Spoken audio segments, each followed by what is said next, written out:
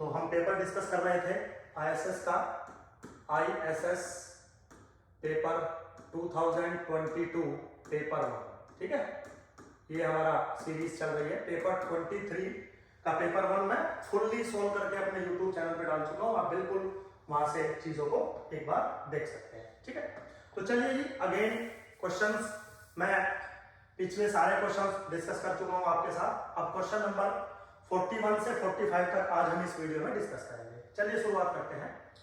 क्या कह रहा है? Sequence of independent and identically distributed random variables x के obeys the strong law of large number if which of the following is true। Variance exist करना चाहिए, variance infinity होना चाहिए, एक्सपेक्टेशन एग्जिस्ट करनी चाहिए, या information is insufficient to conclude. देखिए बच्चों, क्वेश्चन बिल्कुल इजी है। अगर आपने थ्योरी को अच्छे से पढ़ रखा होगा तो काम हो जाएगा। देखिए, अगर आपकी जो सीक्वेंस होती है आईडी रैंडम वेरिएबल्स की होती है, जैसे कि यहाँ पे दी गई है, तो weak law of large number को सेटिस्फाई होने के लिए एक्सपेक्टेशन ऑफ एक्शन का एग्जिस्ट करना necessary as well as sufficient. But अगर आप strong law of large number की बात करते हैं तो सेम काम वेरिएंस से अकर होता है। Means for the strong law of large number must hold for IID sequence, then variance is finite for all k. ये थोड़ा सा लिखना पड़ेगा, डजंट मैटर, उतना अंडरस्टूड होता है, ऐसा कोई प्रॉब्लम वाली बात नहीं है। तो बिल्कुल सिंपल क्वेश्चन था। थ्योरी अगर आपने अच्छे से पढ़ी होगी तो काम हो जाएगा, 1 या 2 सेकंड लगेंगे बस। देखिए, कुछ क्वेश्चन यूपीएससी में बच्चों 1 या 2 सेकंड के ही आते हैं, वो भी पता होना चाहिए। कुछ क्वेश्चन 2 मिनट के भी आते हैं, जिनको मैं कहता हूं कि भाई अच्छा क्वेश्चन है। अच्छा क्वेश्चन का मतलब ये नहीं कि ये टफ है, आपको उसमें समय कैसे बचाओगे वो देखना पड़ेगा।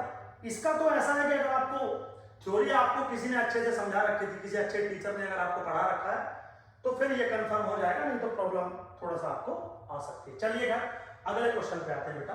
अगला क्वेश्चन क्या कह रहा है? An urn contains 3 white ball and 4 black ball. A ball is drawn at random. Its color is noted and returned to the urn along with 2 additional ball of the same color. Means एक box है आपके पास जिसमें 3 white ball हैं और 4 black ball हैं। एक ball इसमें से निकाली, अब वो बॉल व्हाइट भी हो सकती है और ब्लैक भी हो सकती है। जो भी बॉल आपने निकाली उस बॉल को फिर से पुल बैक कर दिया उसी में, और 2 बॉल एक्स्ट्रा डाल दी उसी कलर की, ठीक। फिर क्या किया? If a ball is again drawn from the urn, then what is the probability that the ball drawn is white. वो कह रहा है कि अगर हम ऐसा करते हैं, दूसरी बार में जो मैंने बॉल ली है, इस बात की प्रोबेबिलिटी बताइए कि वो व्हाइट बॉल होगी, ठीक है। सिंपल है बिल्कुल, लेकिन करना पड़ेगा। तो रिक्वायर्ड प्रोबेबिलिटी है कि प्रोबेबिलिटी दैट व्हाइट बॉल आए कब? सेकंड ड्रॉन में। ऐसे this is just a notation, P2W मतलब सेकंड ड्रॉन में व्हाइट बॉल आए। तो ऐसा कब हो सकता है बच्चों? ऐसा हो सकता है कि पहले ड्रॉन में व्हाइट बॉल आए इनटू सेकंड ड्रॉन में भी व्हाइट बॉल आए, जबकि फर्स्ट ड्रॉन में व्हाइट बॉल आ चुकी है, ठीक है भाई, मतलब है ना, फर्स्ट ड्रॉन में व्हाइट बॉल आ चुकी है।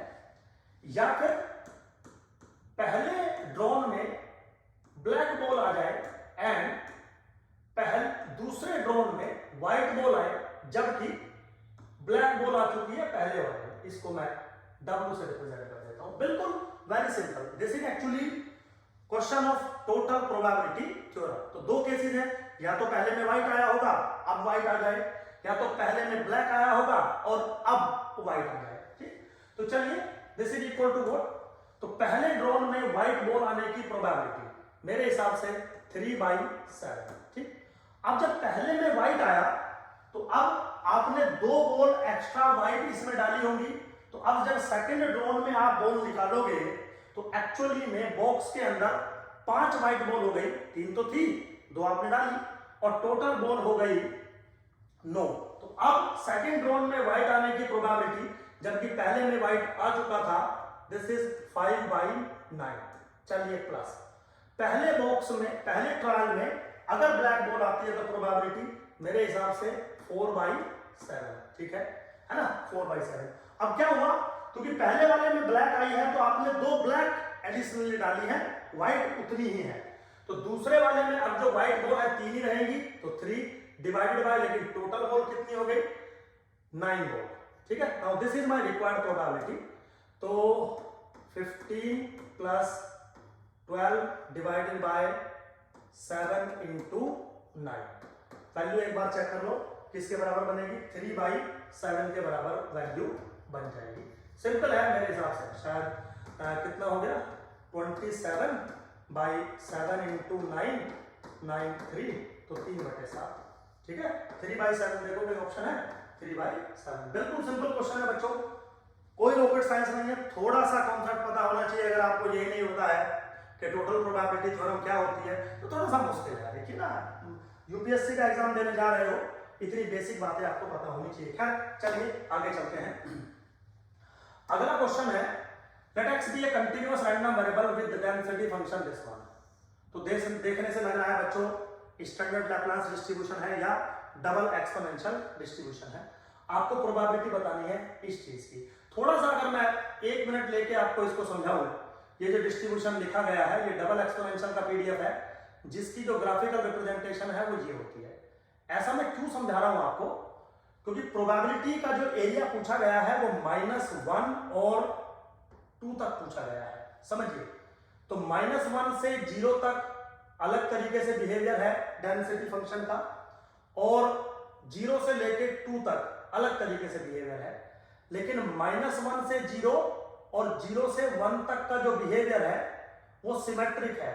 तो आप -1 और 1 तक एक पार्ट में ब्रेक कर सकते हैं और 1 से 2 दूसरे पार्ट में ब्रेक कर सकते हैं। There are so many ways, आप बहुत सारे तरीकों से आंसर निकाल सकते हो। मैं तो आपको एक ही तरीका बता पाऊंगा क्योंकि समय कम रहता है। क्वेश्चन क्या पूछा गया है, probability that x lies between -2 to 2। सबसे पहले तो मैं इसे ब्रेक करना चाहता हूं, probability that x lies between -1 to 1 and plus 1 to 2, ऐसे ब्रेक करना चाहता हूं कि भाई मैं जो बोलूंगा वो यहां से यहां तक एक चीज बोल रहा हूं और इससे आगे फिर दूसरे तरीके से बोल रहा हूं। इससे सिंपल हो जाएगा, आप किसी दूसरे मेथड से कर सकते हैं ना। दिस इज व्हाट बेसिकली -1 से 1/2 e to the power minus mod x dx by the rule plus 1 to 2 1/2 e to the power minus mod x into dx। थोड़ा सा अगर आप देखें, this function is even function, और even function में अगर -1 से a इंटीग्रेशन होता है तो वो 2 टाइम्स हो जाता है। तो this is 2 times 0 to 1 1/2 e to the power minus x dx। अब मोड के बजाय मैंने x लिख दिया क्योंकि x पॉजिटिव है, लिख सकता हूं ऐसा। Now plus 1/2 1 to 2 e to the power minus x dx। यहां भी मैंने मोड के प्लेस पे x लिख दिया क्योंकि मोड का डेफिनेशन है mode of x is x if x is positive. ठीक है, वेरी सिंपल। कैलकुलेट करिए, इससे ये कैंसिल आउट हो जाएगा। तो क्या बनेगा e to the power minus x upon -1 0 to 1, चलिए plus 1/2 e to the power minus x upon -1 1 to 2। थोड़ा सा अगर आप इसको सिंप्लीफाई करेंगे, 1 minus e to the power -1 यहाँ पे बचेगा, प्लस 1/2 अगर यहाँ पे करेंगे तो e to the power -1 minus e to the power -2 यहाँ पर बचेगा। ठीक है बेटा, थोड़ा सा आप इसको सिंप्लीफाई करेंगे तो आपको वैल्यू मिल जाएगी 2 minus 1/2 2 minus e to the power -1 minus e to the power -2। मेरे हिसाब से पहला ऑप्शन बन जाना चाहिए। चलिए बना के देख लेते हैं, अगर ऐसी कोई टेंशन वाली, मतलब हो जाएगा लेकिन फिर भी मैं कर देता हूं आपके लिए। 1 minus e to the power -1 plus 1/2 e to the power -1 minus 1/2 e to the power -2। तो कितना बच रहा है 1 minus e to the power -1/2 minus e to the power -2/2। तो 2 कॉमन ले लेता हूं, 1/2 bracket 2 minus e to the power -1 minus e to the power -2 2 minus this one. A option is the correct option बेटा, A option is correct option, कोई issue नहीं है, कोई rocket science नहीं है, बिल्कुल सिंपल क्वेश्चन है। चलिए होप सो आपको समझ में आया होगा, है ना। आगे चलते हैं।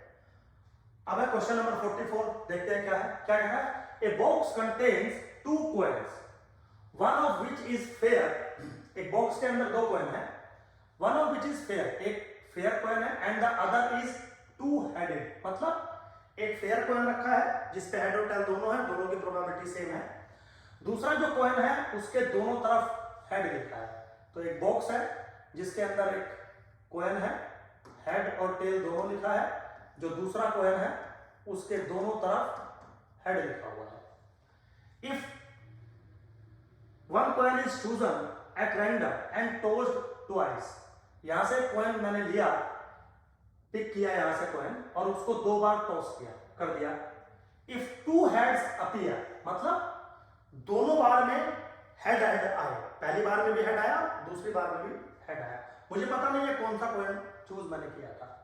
क्या करा then what is the probability that the chosen coin was two headed, मतलब इस बात की कंडीशनल प्रोबेबिलिटी बताइए कि जो आपने कॉइन चूज हुआ था वो टू हेडेड था, मतलब वो ये वाला कॉइन था। वेरी सिंपल, देखने से भी लग रहा होगा कि बेस थ्योरम लग रही है, बिल्कुल सिंपल। सबसे पहले कुछ इवेंट चलिए डिफाइन कर लेते हैं फॉर सिंपलिसिटी। मान लीजिए A1 मेरा एक इवेंट है फेयर कॉइन, कि भैया फेयर कॉइन रिप्रेजेंट होगा। A2 मान लीजिए है टू हेडेड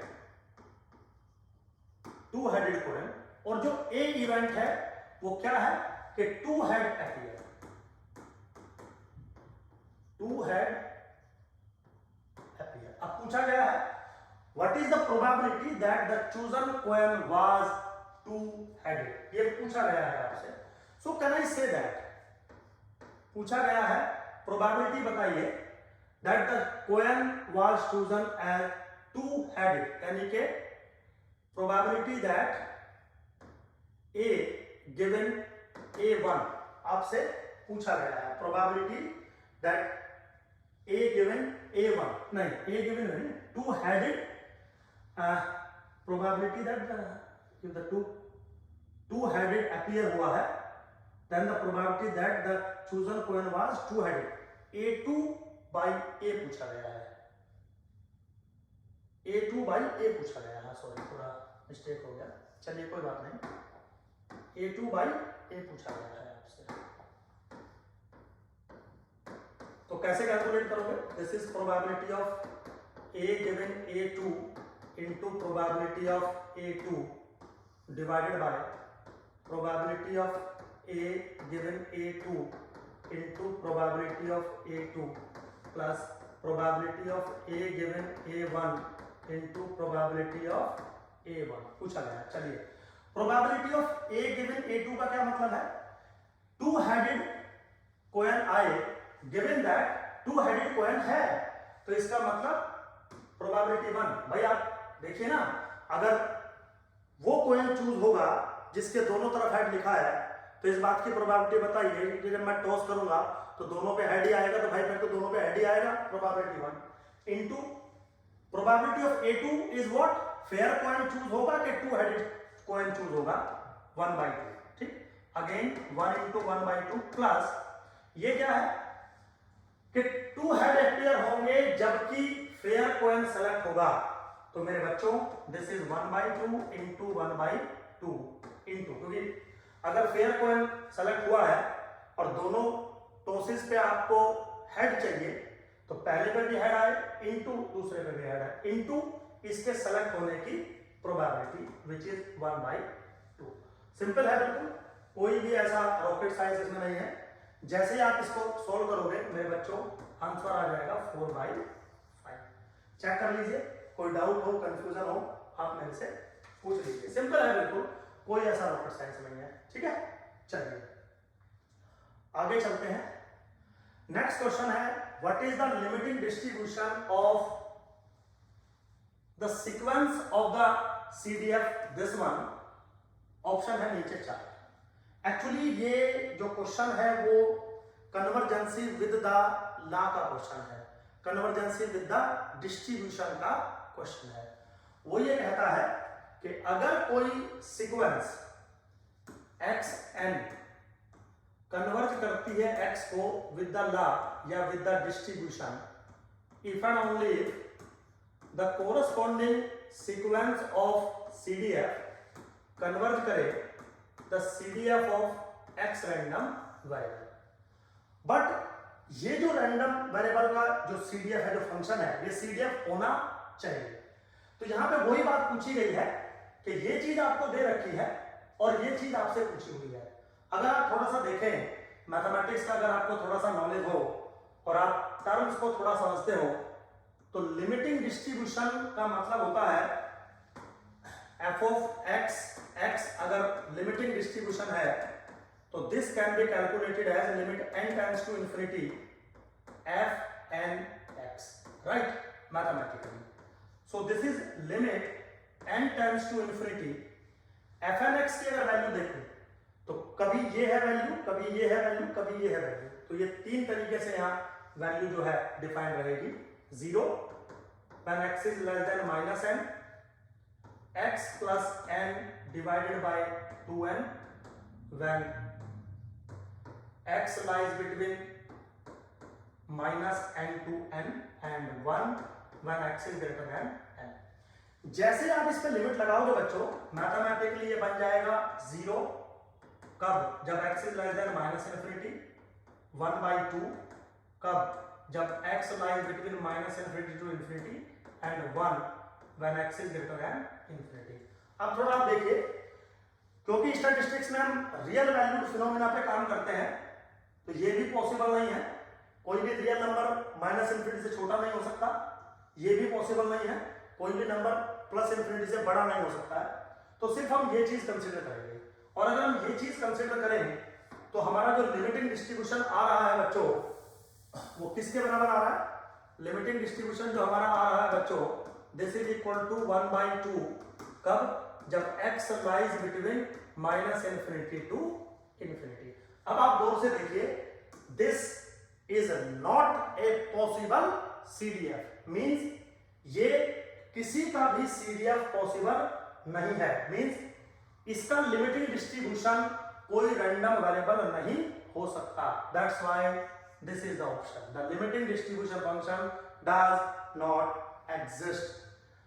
एग्जिस्ट करने के लिए इसका CDF होना जरूरी था। बी केयरफुल, अगर आपके पास एक सीक्वेंस ऑफ CDF है और वो किसी फंक्शन को कन्वर्ट करती है लाइक दिस, ये आपके पास सीक्वेंस ऑफ फंक्शन थी CDF की, और ये इस फंक्शन को कन्वर्ट करती है, तो कोई जरूरी नहीं होता कि ये जो कन्वर्जिंग फंक्शन है वो CDF ही हो।